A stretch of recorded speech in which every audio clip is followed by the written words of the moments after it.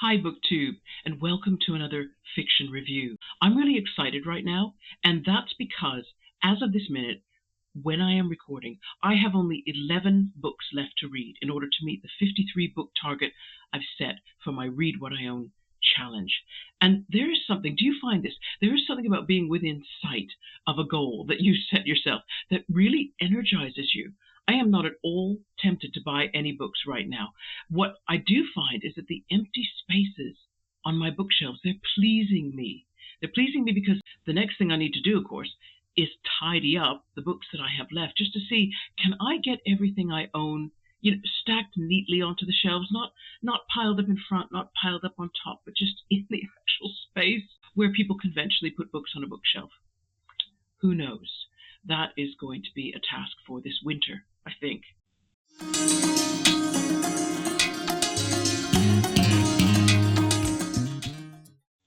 Today, we are going to be looking at How to Breathe Underwater by Julie Orringer, published in 2003. Let's try and sum up this work. My last fiction review was a collection of short stories by Anita Desai. This is another story collection, and it is also the author's debut work. Orringer's stories are about kids in white, American, middle-class neighborhoods, naive kids who grew up in the late 70s, early 80s, still living the American dream. However, in every story here, something happens, or it has happened, something ugly enough to leave a crack across the surface of that dream. The drama is all interpersonal. In some stories, the characters have sufficient affection, or they discover a bond that is strong enough, which they value, and because of that, they begin to repair the damage. But in other stories, even if the narrative doesn't take you to the ultimate result, you can see enough to know that the damage done is too great. And if you're like me, you'll find that you can't help but keep imagining the story after it finishes, working out which of the characters in future will cope and how. Right, it is book details time. My paperback copy was the 2005 Penguin reprint, and that was 220 pages long. The font, I'd say, is about 11 point. The text is reasonably dense on the page. I don't remember when or where I bought it. It looks new. I mean, if you ignore the fact that I had to clean dust off it because it's been sitting on the shelf for so long, there's no secondhand price penciled in on the inside, but I just don't think I paid the full £7.99 price that's printed on the back cover. I don't. I knew nothing about this author until I started research for this review, so I bought this book purely on spec, purely for its winning title. That's why it's part of that collection. So my best guess is I bought it at RWYO at the Bookends Remainder Shop, because every now and then they did a deal where you could get any 3 books for £10. And that's pretty good for 3 not yet read, fairly newly released paperbacks. So let's meet Julie Orringer. Biographical details are coming to you today, courtesy of an interview that Orringer gave to the Oprah Winfrey magazine, and there'll be a link in my description box to that full interview. I'm not going to be all chronological today. I'm just going to note that Orringer was born in 1973, so that meant that she was a young person in the early 80s. I'd like to quote Julie when she answered the interviewer's question about what started her interest in writing. She says, "When I was 2 or 3 years old, my dad, who was a medical resident at the time and hardly had a minute to himself, sat me on his knee and asked me to tell him a story. He recorded what I said in a tiny book he made from cut-up index cards. We illustrated it together. This became a habit. I still have about 10 of the books that we made before I was 5. Titles include The Very Tiny Owl, The New Baby, and The Bowling Party. Thanks to my dad, my earliest conception of books included the notion that you could write them, not just read them." You can see from the interview life experiences which Julie has used to bring the emotional power that definitely runs through How to Breathe Underwater. Julie talks, for example, about her mother, who was diagnosed with breast cancer when Julie was 10, and she died when her daughter was only 20. Cancer patients and children who must survive loss figure in several of the stories. She also mentions a favorite book from her childhood, which was Frances Hodgson Burnett's The Secret Garden.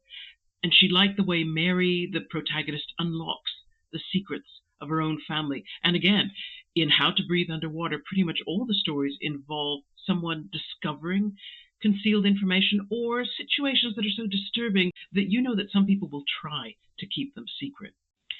Julie Orringer has written 2 novels. In 2010, she wrote The Invisible Bridge and The Flight Portfolio in 2019, which was retitled to sell alongside the Netflix adaptation, which is called Transatlantic. It's the story of the journalist Varian Fry, who helped thousands of Jews, including intellectuals and artists such as Max Ernst, Hannah Arendt, and Marc Chagall, flee Europe for their own safety. Short story collections, as we know, can have multiple settings, but that really suits Julie Orringer because she has lived in, wait for the list, Miami, New Orleans, Ann Arbor, Michigan, San Francisco, and Brooklyn, New York. What I'm putting on screen right now is a list of the titles of the stories in the book and where they are set. Each story either states the place straight out, such as Pilgrims or Care, and then there are others which they leave enough hints. You only need to do a little bit of Googling, or if you happen to have some local knowledge, you'll know right away. You can work out the place. And you'll see that Orringer prefers to set her stories in places that she knows. And I've also added the list to show Orringer's skill in coming up with titles. In the same way that I found the book title intriguing and inviting, the same was true with the story titles, especially The Isabel Fish, and The Smoothest Way is Full of Stones, and Stations of the Cross. Fantastic titles that made you think, what on earth is going to happen here? Setting in this book is also an age range and a point in time. The characters at the center of all the stories are children or adolescents. They're coming of age in the late 70s, early to mid 80s. I'd say 78 to 86, that sort of range. They do not have, therefore, their own telephones or any leisure activities that involve a display. Without internet access, they have to make their discoveries about adult life as best they can. And for those who grew up at the same time, there will be a little spark of recognition when one of the characters mentions, riding in a Ford Pinto, listening to Diana Ross on a transistor radio, playing vinyl records on a stereo or a cassette in their car tape player, or carrying a checkbook in their purse. Pet shops began to stock Siamese fighting fish, and Jacques Cousteau was on television. To give you a taste of Orringer's voice and the way she builds characters and the tensions between, I'm going to read from page 177 to 178. This story is narrated in the third person, but it's focusing on one perspective, the perspective of Helena, who's a 16-year-old. She's visiting Disney World in Orlando with her mother and her younger sister Margot. They've traveled from Michigan, and they are meeting a family who live in Florida called the Sewells. Brian Sewell, the husband, when he was younger, he took Helena's mother to her high school prom. Helena's mother is also fighting cancer. Chemotherapy has thinned her hair, and she is wearing a wig very self-consciously. When they reached the front of the line, Helena's mother had to root around in her straw shoulder bag for the special convention coupons. Helena heard the children behind them whispering, and she thought she heard one of them say, "wig." She turned round and met the eyes of a dough-faced, red-headed boy. His mouth opened dumbly as Helena threw him her killing stare. Finally, Helena's mother unloaded the contents of her bag onto the ticket counter. There was the suntan lotion, her checkbook, the makeup compact, a hairbrush, and a square black velvet box with a gold clasp, which Helena had never seen before. Helena picked up the box and turned it over in her hands. "That's not for you," her mother said, and took it away. "Is it a present?" Margot asked. Helena's mother shook her head, continuing to pile things onto the counter until she found the vouchers in their crumbled envelope. Then she paid the ticket man, swept everything back into her bag, and at last they entered the park. Helena's mother walked ahead of her daughters, her back narrow beneath a white cotton shirt, her brown, highlighted hair blowing in the hot breeze. Margot and Helena almost had to jog to keep up with her as she wove through the mass of Hawaiian-shirted parents and sweaty, sunburned kids. The air smelled of funnel cakes and French fries and Coppertone. And underneath it all was the green, mildewy smell of Orlando, the thick, tropical humidity you had to work hard to breathe. Helena's arms and legs, bare for the first time after 3 months in Michigan winter, felt naked and spindly. "There they are," her mother said, turning back towards her daughters. She licked her thumb and wiped a tiny orange stain from Margot's cheek. To Helena she said, "Stand up straight." Helena pulled her shoulders back until her mother turned away. The Sewells were not hard to recognize, a tall, bronzed family in colorful clothes, standing near the stone ledge in front of the landscaped Mickey Mouse head. They seemed comfortable there, a natural part of the music and bright paint of the park. Helena's mother raised her chin and touched her hair as she headed towards them. Brian Sewell looked just as he did in his Christmas photograph, like someone who played a lot of golf. He wore gold-rimmed glasses and a red and white striped polo shirt, and his skin was so tanned and smooth it looked polished. When he saw Helena's mother, he opened his arms and walked towards her. He embraced her and kissed her forehead. Nora Sewell flashed a gummy smile, then came forward and kissed Margot, mashing her little glasses askew. To Helena she gave a cold, fluttering pat on the back. The last time they'd seen the Sewells, Helena, 5 years old, had spilled grape juice on Nora's linen tablecloth. Helena's mother had offered to clean it for her, but Nora had said sharply, "No, just leave it for the maid." Nora may have been Tropicana Queen 2 years in a row, but Helena's mother was a pediatrician and had tutored Nora's husband.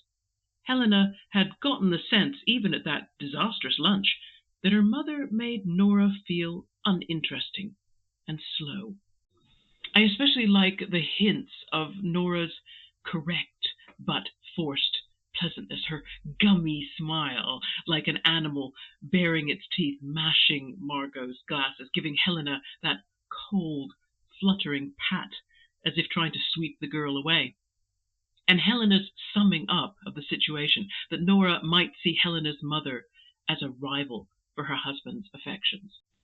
What, if anything, stands out as an aspect of this book or the author? I'm going to read another passage in this case because I feel it will showcase Julie Orringer's way of layering mundane actions that are happening in the present tense with memories that are intruding. And the effect for me was a very satisfying feeling of authenticity and therefore a strong identification with the character who's doing the living and the remembering at the same time. This passage is from page 58. It's a story about Maddie and her older brother Sage. Maddie loves fish, and she's doing an experiment with the fish that are in one of the tanks that she's got in her bedroom. I roll up my sleeve, put an arm down in the marine tank, and tear off a leaf from one of the underwater plants. After rinsing it in a stream of distilled water, I use it to stroke the backs of the experimental fish. No one pets fish, I know, but these fish seem to enjoy it. It calms me, anyhow. I pity these fish, them not knowing what's going on and being in isolation except during the aggression trials. As I stroke them, I think about the girl in the red bathing suit, the look she gave me as I lay coughing on the pool deck, and then later, in the locker room, how she said in her Romanian accent that she hoped I was all right. That is the normal way of things, trying to make a person feel less bad about a stupid thing they've done, as opposed to Sage's way, which is to make you feel worse. He wasn't always that way, particularly when Isabel was around. One time the two of them caught me singing Louie Louie in the garage when I thought I was alone. Isabel laughed, but not in a mean way. She had her electric bass there in the garage beside Sage's drum kit, and she picked it up and asked what other songs I knew and did I want to sing while she played. She was like that, taking something I considered embarrassing and trying to make it into something cool. She said I had a retro voice like girl bands in the 60s, and she convinced Sage to play the drums while she and I belted out a couple of verses of respect. We sounded good. Even Sage said so. Nowadays, he would sooner spit in my face than let me sing with him. I keep telling myself he cannot be angry at me forever, though maybe I am wrong.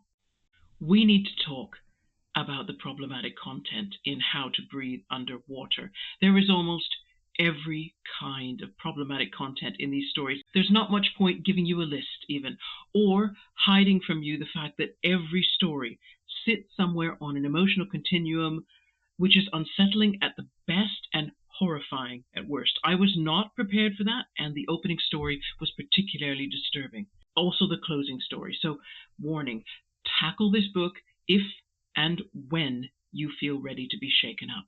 But that being said, I think there's an important purpose to Orringer's problematic content. She is looking at how people function when they're dealing with pain or loss or shock or disappointment, because we all do function, don't we, during and after bad experiences.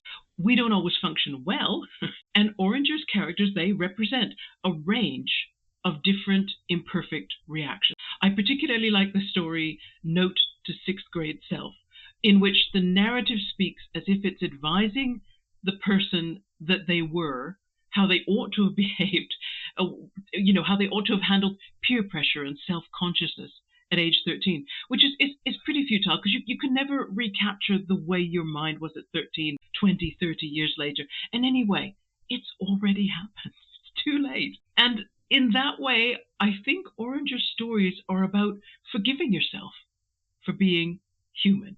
The characters are built into this full dimensionality by close observation of their mundane actions, their conversations, and that's layered up with memories. And as I read about these people who are faltering, who are misunderstanding, who are being thoughtless, or they're acting too late, my own multi-layered memory brought back bits from the past, and it might not be an exact match, but it's unnervingly close. Any suggestions for related or follow-up reading? In the Oprah.com interview, Julie Orringer was asked what book she most looked forward to reading, and she mentioned the winner of the 2010 Pulitzer Prize for Fiction, Tinkers, by Paul Harding. Now, this was Harding's debut novel, and according to the New York Times, at the point that it won the prize, only 7,000 copies of the book had ever sold. And big book chains like Borders, they didn't have enough copies in stock for the suddenly increased demand. And so anybody who wanted to read this prize-winning novel had to wait quite some time to get a copy and find out how on earth had this little unknown book scooped up the Pulitzer Prize. I've not read of it in any of Harding's novels, but then I'd not read anything by Julie Orringer until now. And since that was really successful, I'm going to go with the idea that one good writer probably recognizes another good writer. And that's another review done.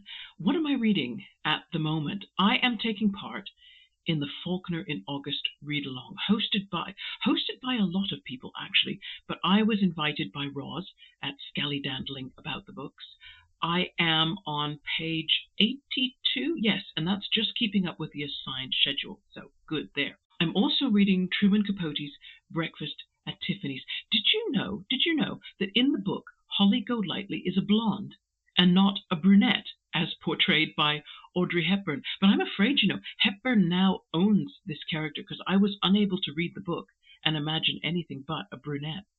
For nonfiction, now this is exciting, for nonfiction I've chosen a volume of essays written by a lecturer in sociology at the University of Auckland who decided in 2015 to conduct classes dressed in women's clothes.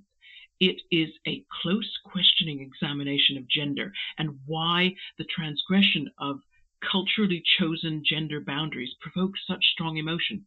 It's heavy going, but it's so rewarding. I wish everybody that. Lots of rewarding reading for the rest of August. Okay, everyone, thank you so much for checking out this video, and I shall see you again, of course, in a few days' time. Take care. Bye-bye.